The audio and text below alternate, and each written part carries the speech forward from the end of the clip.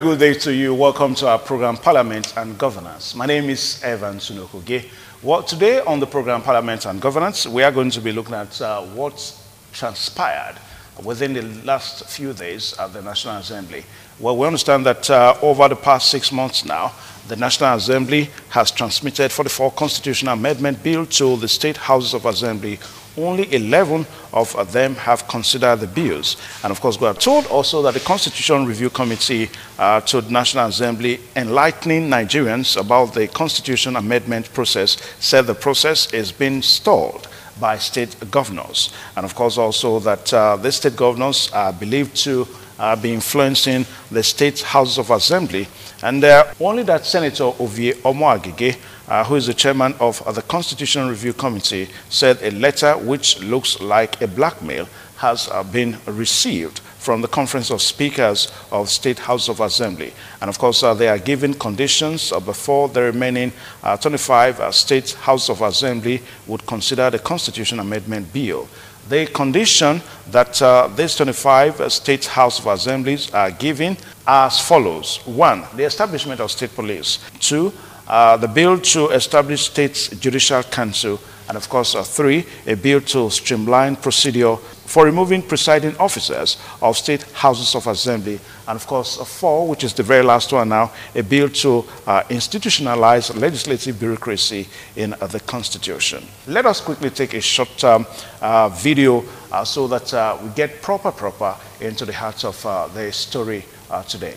It is most disheartening to inform you that only 11 state houses of assembly, 11, have demonstrated their independence and loyalty to the Constitution regarding the 44 bills. Only 11. 25 state houses of assembly are here to consider and vote on these bills.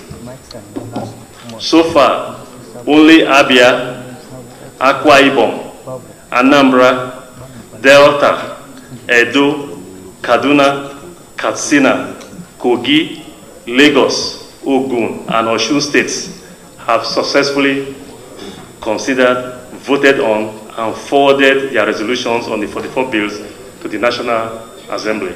All right, viewers out there, the program still Parliament and Governance. Now, we just went to the floor of the National Assembly, to be precise, where we saw the leadership of the Constitution Review Committee as headed by Ovie Omoagege. Let me quickly come to our guest here today, Pharmacist Uyi Oriakhi. Now, Pharmacist, how do you begin to react to what seems to be playing out between the National Assembly and the State Houses of Assemblies? Well, maybe further details are required. For example, which are the 11 State House of Assembly who have responded and which have not responded. Then again, we need to ask another question: what the Conference of Speakers did. Is it in line with laid down democratic culture? I think it is, because this is constitutional amendment. It is not done behind closed doors, and concerns must be raised when necessary. And I believe these are the issues that are on the table right now. And this is what democracy is all about. They need to calm down. They should, the language, blackmail, being used by the Committee of National Assembly, I don't think it comes in here. You want to rush the House of Assembly into agreeing to certain things that you have already made up your mind on. No, it is really not right. I think what the Conference of Speakers have done is quite proper, except on one other angle, which I believe we will talk about as the program goes on. Okay. Now, the blackmail that Senator Ovie Omoagege talked about is the letter that some speakers of House of Assemblies wrote to the leadership of the National Assembly, demanding that demanding 4 bills, that for them to look at the other bills that they sent, that they also have to pass these 4 bills. Now, the very first one talked about the establishment of state police. The question: what is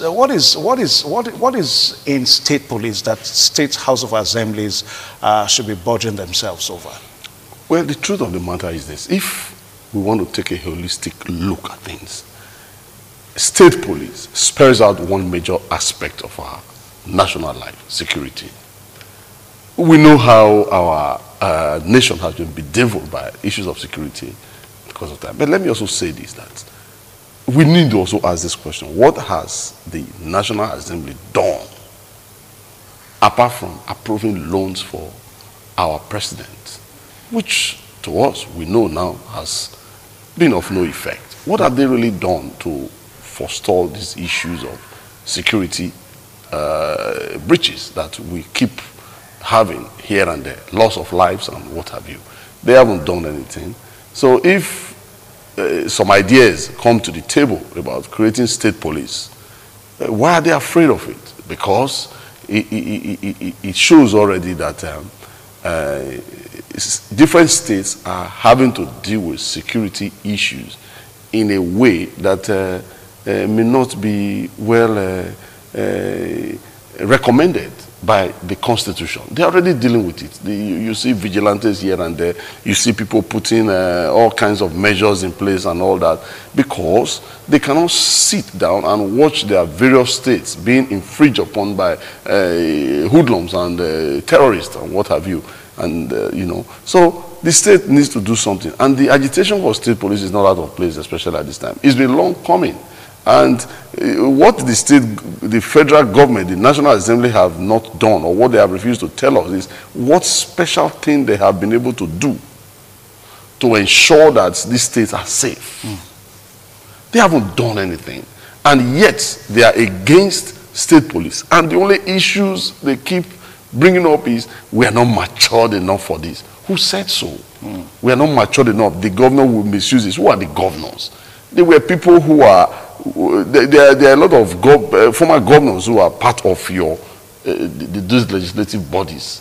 You have served as governors over time and all that.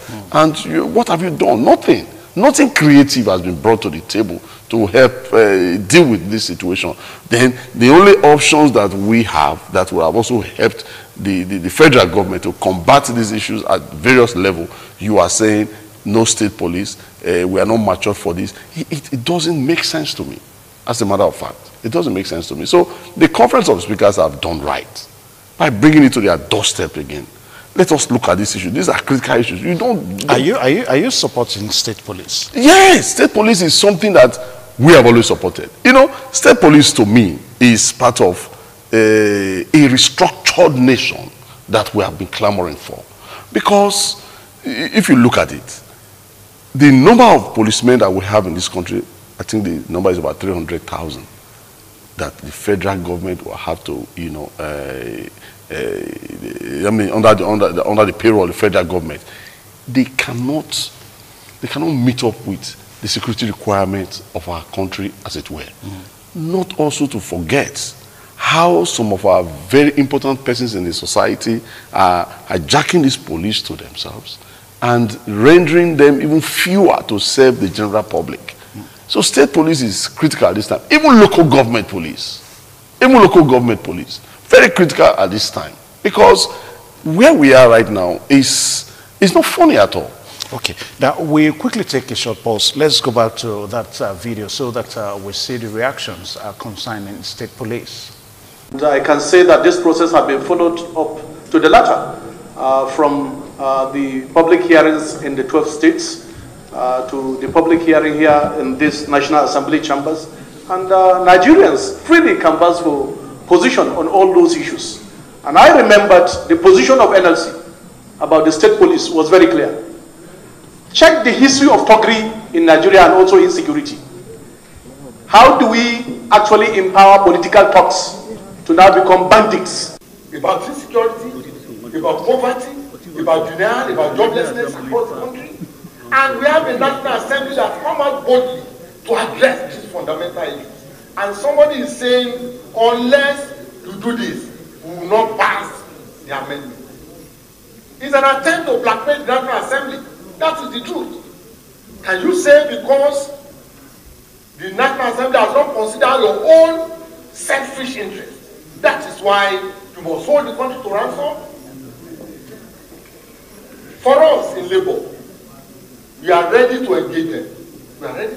The basic fact is that they are delaying this constitutional amendment passage Because of local government autonomy. Let's put this one.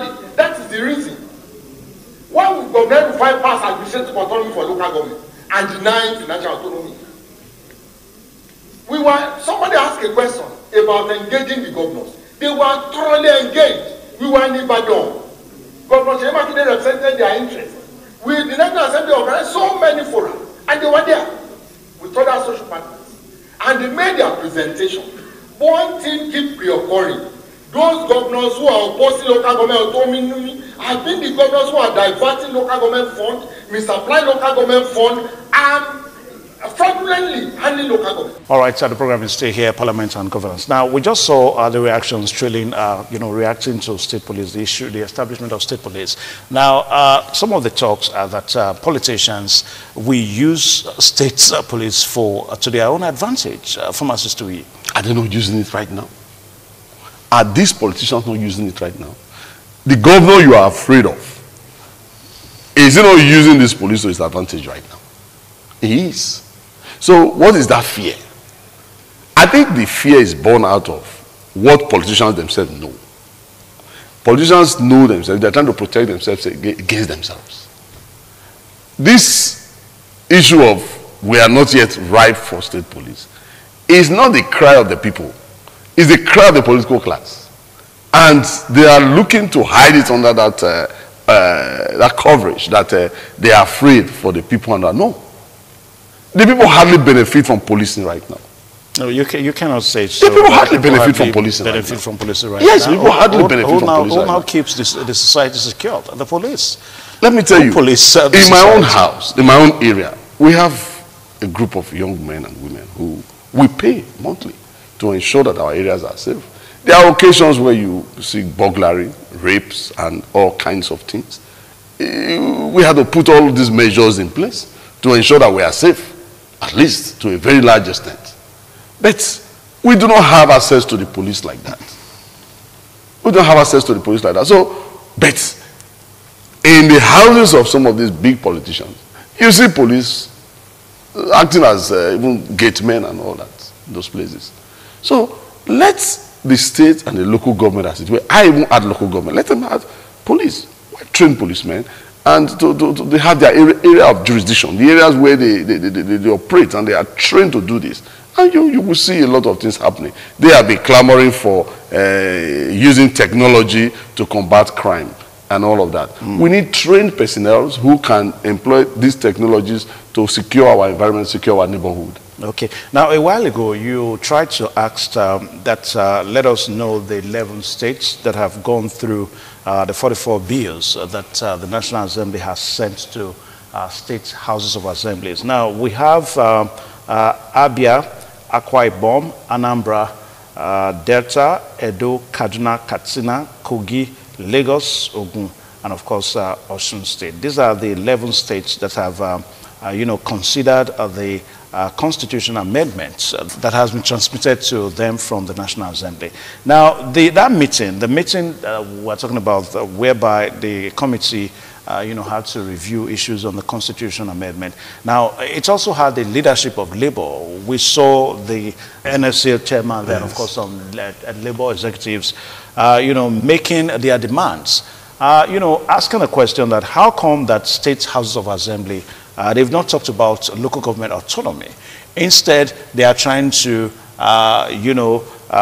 blackmail the Constitution Review Committee. What would you say about that? Well, Wabara may have come up with something very bright there, but let us not throw the baby away with the bathwater. Local government autonomy is a big issue, and it must be looked at. State police, a big issue, must be looked at. But what I have to say is this. In all of this, where are the people? The legislature, they are representing a people. Do you know that these issues are supposed to be brought right down to the door of the people for deliberations?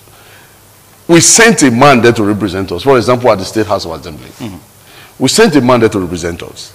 And he should be able to convoke a meeting of community leaders, group leaders, human rights activists, and civil society activists. Come together. This is an issue before us. Each of these legislators must go to that grassroots to tell the people, these are the content of what we are made to debate. And these are the issues. And they take a message back to the House. We don't hear this. They don't have, like this issue of local government autonomy, issue of state police. They should be discussed at the very grassroots. What do the people think about them? In the communities, we have opinion molders. Everywhere, we have people who can make their contributions to this matter that will shape in the way we look at it. So that when it is being presented, it is actually a statement by the people. I want to ask the question. This so-called Edo House of Assembly that probably were one of those who took, who had taken a look at the 44 bills sent to them. Yeah. How did they interact with the people in a bid to reach conclusions that they sent back to the National Assembly? These are issues, because you cannot begin to campaign here and there, and yet you do not know what it means to be a representative of the people. That is what we are saying. And I keep saying it. In a military government, you have the military, you have the judiciary. What is lacking is that legislative arm of government. But in a democratic setting, it is the legislative arm of government that gives it the name democracy. Because the representation of the people is well accounted for. But here we are, a people who tell us they are representing us. We do not even know what is going on there. And all of a sudden we are hearing all of this here and there. They are doing it as if it is their personal concerns. I mean, it's not good enough. Okay, now the state governors, were really indicted by Senator Ovio Amagige, who said that the state governors, they have a very huge influence on the state's House of Assemblies. And from the look of things, it appears that the state governors are truncating democratic process. Because this constitution amendments, we've been talking about it for so many months now, if not 1 or 2 years now. And of course, we understand that 500 million naira, was budgeted. And from the look of things now, out of 36 state Houses of Assemblies, only 11 reacting. So don't you think that this whole process is being truncated? The state governors are accused of influencing their state House of Assemblies not to support the constitution amendment as it were. You see, Evans, I will look at it from this angle. We have turned our democracy into a matter of what benefits me or what benefits that. The Omo Agege that is talking. If tomorrow he becomes a governor, he will act exactly the same some of those called governors are doing today. Now, I am not making a case for what the governors may be doing or may not be doing as been alleged by the statement of the National Assembly. Now, I also think that the governor definitely are interfering with some of these things, because they, on their part, have stylishly been working against local government autonomy, although that's not what we are talking about here. So that's the state, the legislature. You mean the state governors? The state governors, yes. Yeah. They work against, that is the truth. They work against. That's what Senator yes, it is true. Is saying. The state governors cannot pass a bill on their own, but somehow they influence the legislature. They do influence the legislature. That is what we are talking about. That's what we're talking about. The whole essence of this debate is to throw a light on the happenings and the goings-ons in the legislative front. You see, these issues before us, we cannot just discuss it by looking at it the way it is written down right now. The spirit behind every action that is being taken there is what the entire Nigerian people should be abreast of. I said it earlier. In all of these that we are talking about, which of these legislators representing the people brought the issues to the people and let the people have a say concerning it? The constitutional amendment in our constitution is a we the people. When you do not go back to the people to take a statement from them, to take a stance from them, how is it we the people? How is it now we the people? It's a document that is just there, that people will say there's a constitution. Yeah, but that's why when we talk about constitutional amendments, because a lot of Nigerians always say that they are not totally satisfied with the present constitution now, that a whole lot of it has a whole lot of it has to be amended. Now that we are calling for amendments here and there, so one would have expected that the state houses of assemblies should simply try to comply, rather than trying to hide under the influence of state governors and thwarting the efforts of... Very much so, Evans. Very much so, Evans. Still, we are not allotting blames to this one and leaving this one alone. The same state legislators, they did not come to the people. The same National Assembly, the legislators of the National Assembly, did not come to the people. Now, when you say the state legislators now these state legislators have been, they've been elected for a duty. These are part of their duties now. So I see every now and then that they have to be coming to the people. Oh, certainly not. But the issue of constitutional amendment is a serious one. It is a serious one. And it is so defined in our constitution. You must come back to the people. But do you really think that this state House of Assemblies, do you think they know that they are really under the influence of the governors? Oh, they know. They know? They know. There is something to benefit from being under the influence of governor. We have seen it from time immemorial. Because the reason why I'm asking the question, Senator Omo of Agege and somebody in that picture we saw a while ago, the video we saw a while ago, also said that apart from the local government autonomy, the State House of Assembly also need to talk about legislative autonomy and, of course, judicial autonomy. Now, for the issue of legislative autonomy, if the legislature is autonomous on its own, free from the influence of the state governors, I think we're not going to be having all these allegations that we're having now. Constitutionally, they are free. Constitutionally, they are free. You remember when Adams Oshomole was governor in Edo State, there was this amendment that had to do with granting autonomy to the legislators. Of course, the legislative house in Edo kicked against their own freedom. You recall? Yeah. They kicked against their own freedom. And that's what is still going on now. Yes. And it took 24 other states, it has to be 24 over 36 to ensure that that bill becomes a law. Now, they kicked against it because they want to be under the governor. Because of, do you think they just want to be under the governor for nothing? No. There are benefits that accrue, which is immoral by all means, by all standard. But yet, that is why they clamor to go there to represent the people.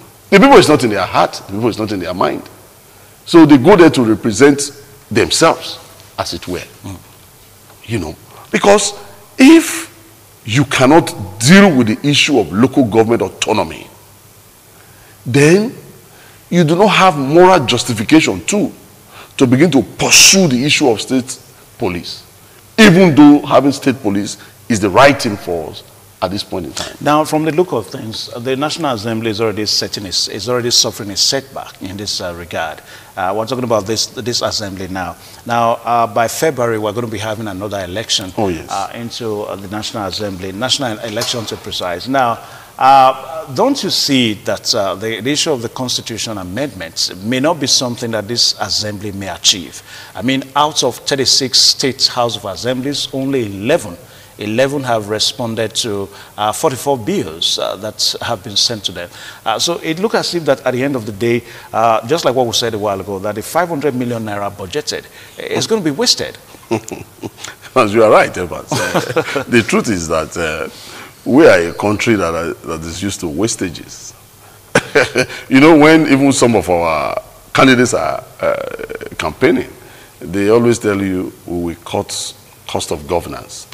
Because we have come to agree by ourselves that we are a country that is so immersed in wastages. We waste things so much. Yes, it's going to waste because, in my own opinion, nothing will be done about this imbroglio until the elapsing of the period this assembly. This assembly, yes. So at the end of the day, it goes. Nobody's going to be asked. Nobody will be asked any question. Nothing will be achieved. No constitution will be amended. No. Then we start all over again. Because we are not a serious-minded people. I'm sorry to say it. In my private time, I discussed it. I said, we love money. We love money. And that is the motivation that we have in all that we do. So that is the result that you see. When people put money first in all that they do, their primary duties are not taken seriously. It's money. It is not about the people. It is not about coming out with what will benefit the people, the nation in the long run. No. It is a question of we are here now, how much can we make? And that is why they will want to subjugate themselves under the state governors.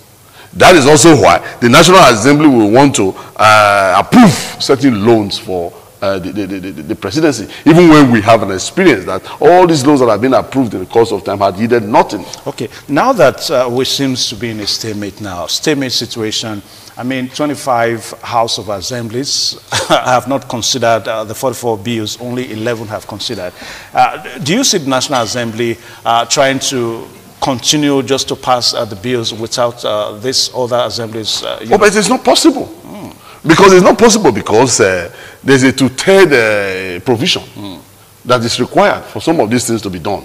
It's not possible, but what I foresee is their tenure will lapse. But I want to also advocate something here.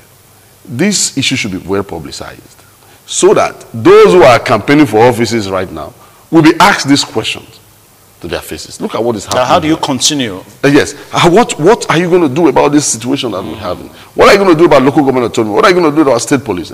Both at the national and the state levels. This question should be thrown to the legislature. It's not just about going there, campaigning here and there. We need to have a strong will to want to do the best for this country. Okay. All right. So that's all time we permit us to take today on the program Parliament and Governance. And of course, we've been speaking with pharmacist Uyi Oriakhi, a political analyst here in Benin State, Edo State. We'll be looking at what seems to be a kind of a stalemate between the National Assembly and, of course, the 36 State House of Assemblies in the country. Well, we just hope and pray that all of them, the State House of Assemblies and the National Assembly, they come together so that we can have the 44 items, the 44 amendment bills that are sent to be considered so that we can have our constitution amended. A very big thank you to pharmacists for finding time to come on the show.